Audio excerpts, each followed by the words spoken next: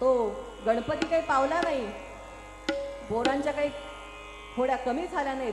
शेवटी असं झालं, सगळ्यांच्या मते ठरलं की कृष्णासह सगळ्या पोरांना शेतात पाठवायचं, जंगलात पाठवायचं.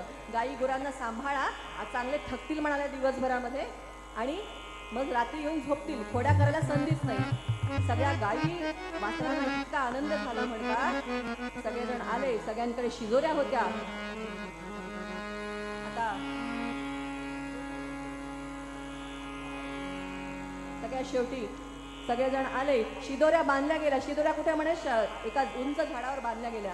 सगळ्यांचा तो एकत्रपणे शिदोरींचा काला करून वर बांधला गेला. टेमण्या म्हणाला, मला माझ्या आईने विशेष साईचं दही दिलंय, तो हात शरीराने असा सुडसुडीत होता, मी आणि कृष्णच खाणार, बाकीच्यांना देणार नाही. म्हणून त्यांनी त्याची शिदोरी लांब ठेवली होती, उंच बांधून ठेवली होती. बाकीची पोरं वर चढू शकत नव्हती. आता खेळायचं म्हणाले, आधी नुसतं खायचं